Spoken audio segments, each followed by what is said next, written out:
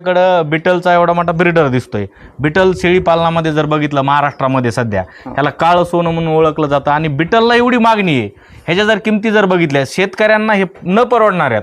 आता हा ब्रीडरची सरासरी किंमत किती असेल? ह्या ब्रीडरची सरासरी किंमत 1 ते 2 लाख रुपये. 1 ते 2 लाख. आता तुम्ही सहज सांगितलं 1 ते 2 लाख. प्रश्न यासाठी विचारला सुरुवातीलाच, 1 ते 2 लाख लोक असं बोलल्याच्या नंतर ऐकल्याच्या नंतर त्या लोकांना असं गैरसमज होतो की हे काहीतरी म्हणजे फसवल्यासारखं आहे. ह्याची किंमत कुठे एवढी असती का? ह्याच्या घोड्याची किमती एवढ्यात.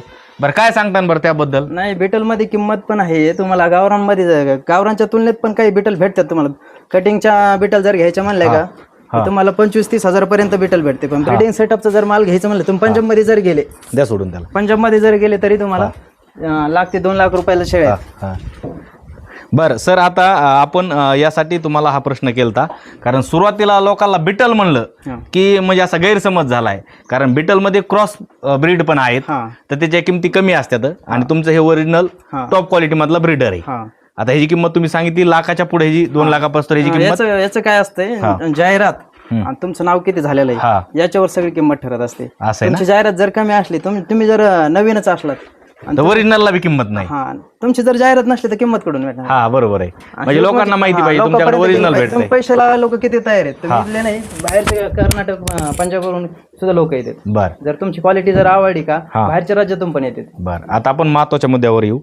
हे जे बिटल शेळी पालन आहे, या शेळी पालनाकडे तुम्ही कशा पद्धतीने वळालात? म्हणजे कसं तुम्हाला वाटलं की आपण शेळी पालन सुरू करावं? मी 2016ला गावरांमध्ये सुरुवात केली. मग त्यावेळेस चांगलं चालू होतं. त्यावेळेस बिटलचं काय माहिती नव्हतं, बोर जातीचं माहिती होतं. मग 10 शेळ्या केलेल्या होत्या गावरांच्या. मग आपल्याला बोरचा एक ब्रीडर म्हणून आणायचा होता. मी पुण्याला गेलतो त्यावेळेस. मग बिटल शेळी आपल्याला काही माहिती नव्हती त्यावेळेस.